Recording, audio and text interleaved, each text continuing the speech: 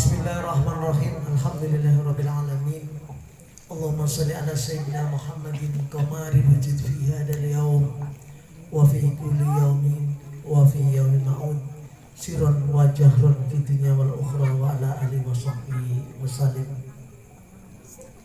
Qala Allah ta'ala fi kitabil karim, a'udzu billahi minasyaitonir rajim. Bismillahirrahmanirrahim.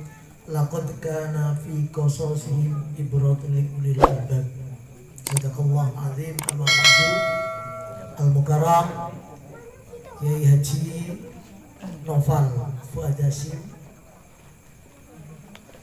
Bapak Kepala Kelurahan Randu Gusti yang diwakili oleh Pak Ustadz Imam Haramain, Pak Syefuddin yang hadir dari unsur legislatif,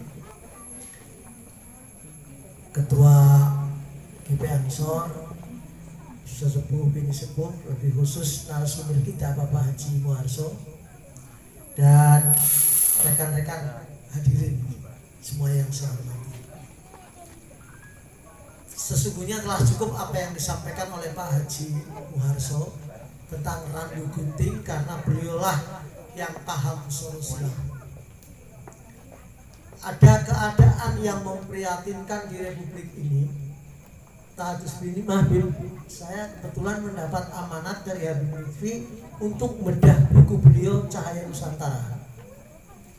Sudah di tempat-tempat. Inti dari buku itu menyampaikan agar kita bersama tidak kepaten obor. Kepaten obor ini adalah persoalan silsilah yang oleh Ki Dalang dikatakan sirna ilang kertaning bumi, wong wadon ilang wirange, kali ilang kedunge, ulama ilang fatwane, sedulur ilang sih, keluarga ilang silsilahe, wong desa ilang lumbunge, dalang-dalang ilang piwulange, godhong jamu ilang khasiate. Keadaan hilang-hilang ini, mohon maaf, semula saya menganggap enteng persoalan kalimat ojo nganti kepaten obor. Tapi ayat yang saya setir sebagaimana ditegaskan di dalam surat Yusuf itu, Historia Vitae Magistra. Sejarah adalah guru kehidupan. Jangan melupakan sejarah. Historia Vitae Magistra. Karena fikososihim ibrohim, sungguh di situ menggunakan lakon. Pada kisah-kisah terdahulu terdapat satu yang bisa menjadikan satu jamil ibroh untuk orang-orang yang mau berpikir. Berbagai sudut pandang bisa kita terima, karena untuk mengkaji sejarah bukan hanya ansih berbasis artefak, sumber-sumber fisik, nisannya peninggalan di kuburan, jenis kayu-kayu yang ada, tapi unsur mentifak, wong desa dulu bilangnya pelimah ya. Ketika jangan diijazah, nggak musir santet, misalnya bahasa Jawa. Saya Tahdus bin Imam kebetulan ketika Entus kenang santet atas pentas dia yang terlalu sering di Jawa Timur, saya diajak dan sowan Kiai Fuad Hasyim malam Selasa pon malam Rabu Wage. Saya nyatet, tadi saya konfirmasi, Kang, itu ada ilmu sirep sekelane Kiai Anwaruddin. Kalimatnya Jawa itu ternyata betul. Nah itu bisa dilihat. Ini sholawatnya, loh ini yang tadi misalkan sholawat kemarin ini mesti dari Gresik ini, dari Habib Abu Bakar Habib Muhammad Asegaf. Ini sholawatnya Kamaliyah sekelani Ki Fuad Hasyim. Kalau misalkan sholawat rohmat udah banyak sekali ya, 17 kiai yang saya tanya sholawatnya jebule sholawat sing pendek sing Mas Aji, terus diwiridakan Sallallahu Muhammad Mas Aji. Itu bisa dilihat torikohnya, bentuk nisannya, mentifaknya, kalimat-kalimat wangsalan, kalimat-kalimat unggulannya pun sama. Misalkan ada kalimat terakhir kesumur rembesing madu, wijiling norotopo kedak indan nonwari. Wah, ini berarti ini ceklane Ki Gede Subayu mengapa bendungannya diarani bendungan Danawari dan seterusnya. Sangat menarik untuk berbicara Randu Gunting dari toponim yang mengatakan bahwa ada pohon randu sebentuk gunting. Saya juga melacak di luar di Google mengapa kalimat randu ini banyak di Pantura. Randu alas, randu sari, randu sanga, randu blatu, ya. Dan ini randu gunting. Kalau ini misalkan bersumber dari nama seorang Bagus Ginting, itu bisa-bisa saja bahwa itu ada pohon unggulan yang selalu misalkan itu juga dibenarkan. Nah, sejauh mana kekuatan yang tersedia tadi artefak, ya, fisik ini sebenarnya bisa dilihat. Kayu-kayu di Tegal ini ada kayu unggulan yang sangat bertuah ketika untuk selongsong keris. Saya menemukan ini justru di cerpen tahun 90-an Suara Karya Minggu, kayu Katimaha. Jadi kalau untuk bertuah, mohon maaf anak-anak sekarang kurang memahami ini. Jadi sangat penting memahami cerita rakyat tersebut. Marilah kita renungkan fenomena hari ini. Dan boleh dicek ya, usia SMA. Orang tidak paham sejarah desanya. Misalnya dari Randu Gunting orang tidak paham bahasa daerahnya. Jadi orang tidak paham sejarahnya, orang tidak paham bahasa daerahnya, orang tidak paham jalur silsilahnya. Padahal yang saya pelajari di hadis, lacaklah silsilmu, karena ada pertimbangan genetis herediter untuk menentukan bakat di luar faktor-faktor silaturahim. Nah, apakah keunggulan kuliner Randu Gunting dengan kupat gelabetnya punya keterkaitan dengan hobinya leluhur kita? Karena Tegal ini aneh. Kamus Betelukang ini kamus dialek Suparno Endar Pemda, kamus Prokem Ipuk NM Nur, kamus Tegal. Telu di daerah lain nggak ada. Kupatnya Ogrongan, kupat Randu Gunting, kupat Bongkok, kupat Blengong Pesulungan Lor.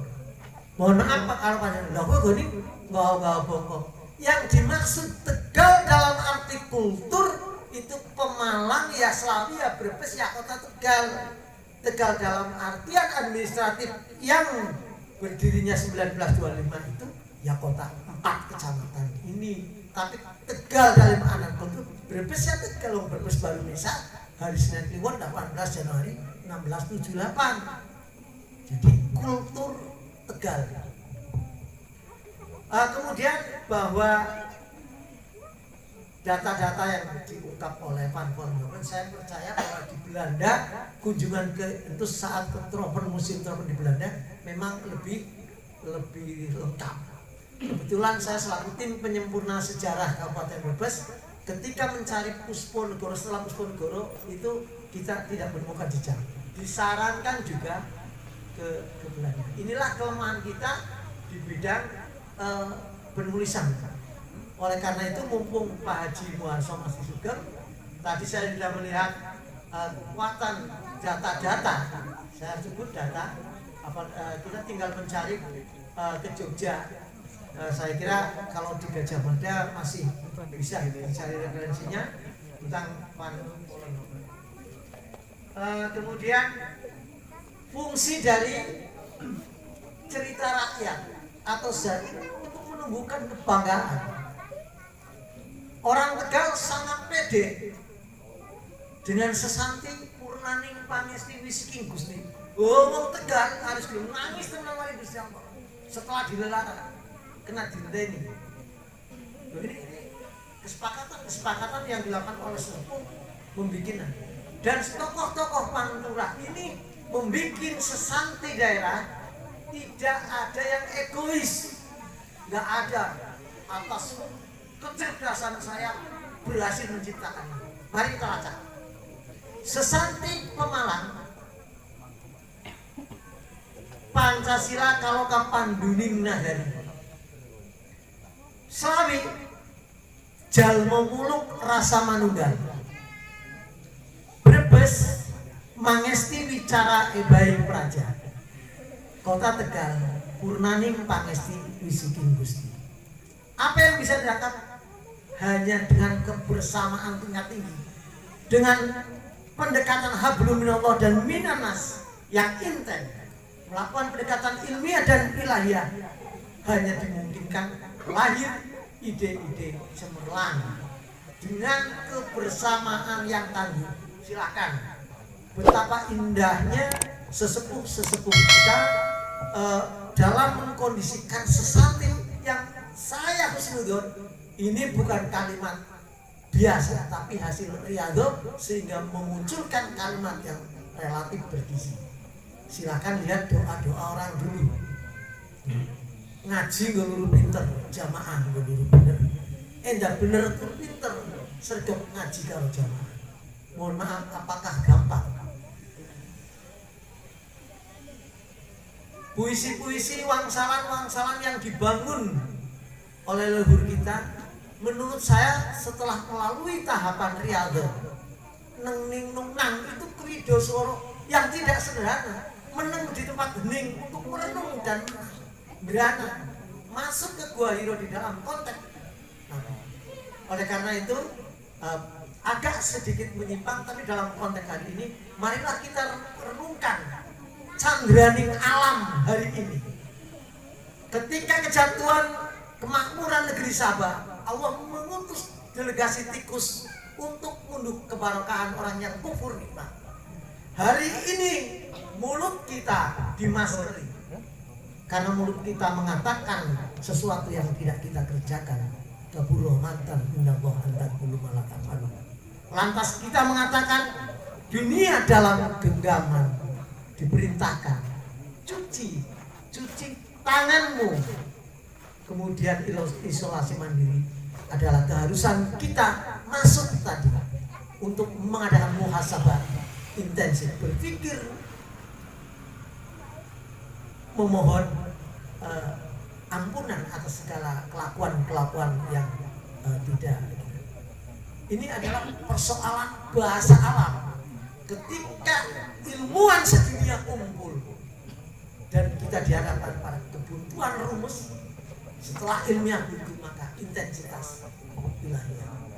Oleh karena itu barangkali karena kita mengabaikan persoalan-persoalan kearifan lokal, tidak mengenal leluhur, tidak mengenal situs-situs sejarah, maka kita diingatkan. Saya di berbagai forum pernah berkelakar, tapi saya punya basis data.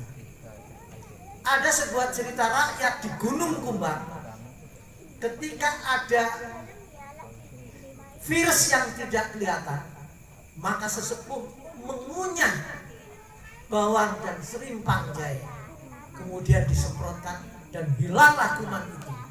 Oke, andai kata ini tidak dirujuk dengan Tibun Nabawi, tidak direferensikan dari Al-Quran, mohon maaf, siapa orangnya berani mengatakan bahwa mengunyah bawang putih, mengunyah jahe direferensikan oleh Tibun Nabawi?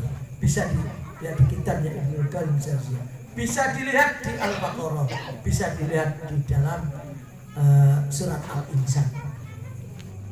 Dan saya membeli buku tentang ensiklopedia herbal. Saya praktekkan langsung. Betul nggak ini bawang putih dan kita kenyang? Kemudian dengan air hangat saya kunyah. Loh, betul, dahatnya keluar.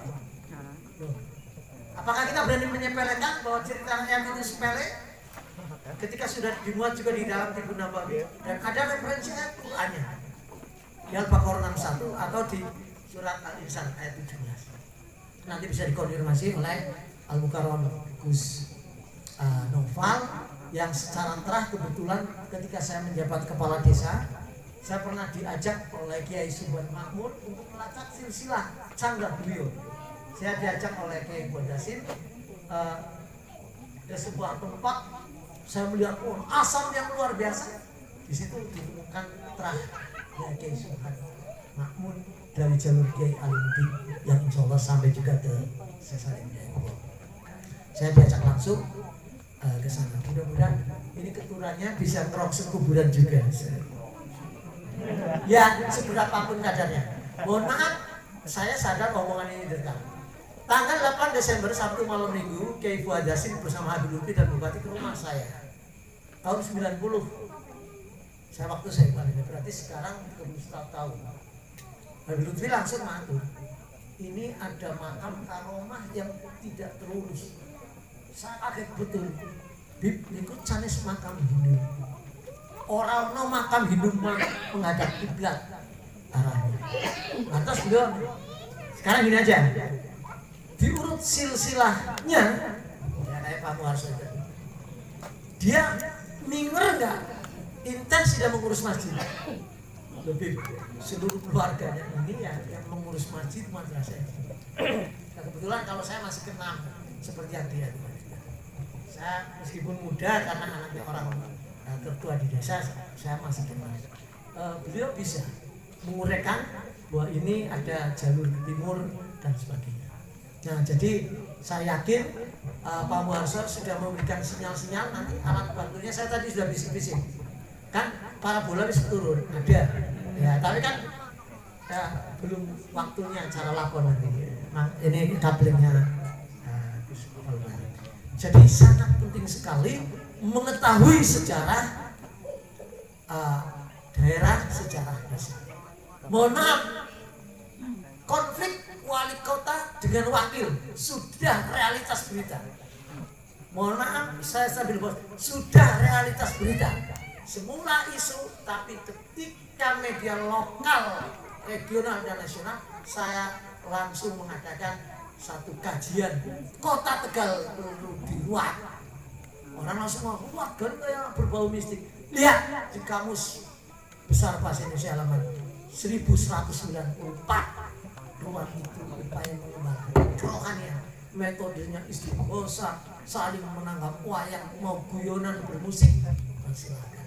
Karena udah berkali-kali terjadi konflik-konflik semacam ini, termasuk kalau saya lihat tentang perang berandal Mas Cilik dan Mas Gendon, Mas Sampit itu yang misinya adalah ketidakpuasan atas tunjukan kepemimpinan karena kurang melibatkan proses musyawarah. Ini makanya Tegal perlu diruat dari Randu Gunting. Top Randu Gunting. Tepuk tangan. Nah, asal kita jangan mengada-ada. Kalau ini sudah fakta, ya sudah menjadi fakta. Mudah-mudahan nanti Kang Nopal bisa memberikan resep-resep. Kami sebatas kemampuan yang ada sudah mengundang ikhtiar lahir sudah kita lakukan. Dan ini goda di tengah wali kota mendapatkan anugerah kebudayaan nasional, di tengah Kementerian Agama menciptakan teh tubruk Tegal harmonis, tubruk Tegal umat beragama yang rukun, kita sedang dihadapkan goda semacam. Ada apa? Saya mengatakan ini bukan peristiwa ilmiah, titik. Ilmiah sudah ada ahlinya. Ini ada persoalan-persoalan yang bersangkut ilahiyah. Mumpung kita akan memasuki bulan Ramadan, kajian-kajian ini perlu disampaikan. Tegal, mohon maaf, kota yang sangat momok, diambil oleh siapapun. Mari kita lihat. Kue lakwa, kuah ini kong huju, betain yang Tegal. Dengan Aji Supyangin ketika dia dipegang, silakan dibawa semua. Tapi angin diundang semua pun balik. Raja Amangkurat I, makamkan aku di tepi guruku Syekh Lembah Mana. Dan pusaka-pusaka ampuh dari keraton. Mohon maaf, kalau ini ditulis oleh sembarang sastrawan, ini barangkali apalagi orang Tegal misalnya barangkali mengada-ada lebih. Pramudia Anantatur, silahkan dilihat dalam novel dari Mas. Pusaka ampuh itu diangkut dengan pedati. berkendaraan gajah ke Tegal. Maka saya bingung ketika awal saya bersilaturahim, saya belum tinggal di Tegal, melihat pusaka-pusaka yang ada dimiliki oleh Ki Ibrahim. Loh, Tegal kok ada pusaka semacam ini? Mohon maaf, saya tidak berminat mempelajari pusaka, tapi ketika menjadi anak kos di lembaga Javanologi ada kajian metalurgi terhadap keris, sehingga waktu itu saya niatnya lurus naik paham, wong anak kos ya, tapi di situ milik penduduk raja rektor semua membawa pusakanya selama 3 hari. Loh, ini di Tegal kok ada pusaka-pusaka sepuh semacam itu. Jadi inilah yang perlu banyak dikaji kita agar tidak kepaten obor. Mengapa Jepara sangat pede ukirannya? Karena secara mistik dipercaya Tatah Prabu Kanjeloroten ibadin sana. Mengapa dalam konteks warteg masakan orang Tegal ini tidak bisa ditandingi? Karena ada keikhlasan tentara Mataram diopeni apik-apikan atas keramahan orang Tegal, sehingga transfer of knowledge pengetahuan tentang bumbu dibuka kabeh wong Tegal. Maka orang Tegal memiliki kemampuan kuliner yang luar biasa. Tahu, tahu, akeh. Saya keliling ke sana-sana tapi makanan paling songkrak Tegal termasuk anak Ponggol sedep tenan. Aja muni setan, akrimu auladakum wasinu asma'akum. Asma kinarya doang. Wong mane Ponggol setan akhirnya tukaran bae. Di luar Ponggol sedep tenan. Ini ada dalilnya. Loh, penting nama. Yun saya jangan pernah pendek. Tarikh Islam mengajarkan ketika Rasul pindah dari Mekah ke Madinah, yang dirubah nama Yathrib menjadi Madinatul Munawwarah. Jangan dianggap enteng. Ya, misalkan, saya dikasih nama Atmo Tan Sidik. Ya cocok kan dukutin jare anak Cina, anak Arabe, anak Sike ya.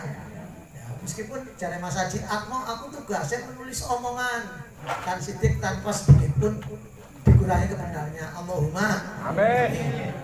Jadi terima kasih Pak Muharso dan para hadirin sekalian. Saya menunggu fatwa getar spiritual Karnoval Wadasim yang diharapkan nanti bisa nuduhaken warga yang sedang mencari obor, karena silsilah beliau saya punya, insya Allah. Bukan bisa ketemu. Atas segala kurangan di dalam kami menyampaikan, mohon maaf. Sekali lagi beberapa referensi saya bawa ini. Ternyata berada masjid itu ada di Jakapoleng ini. Ada. Kemudian juga sudah dibukukan di Tegal Bercerita.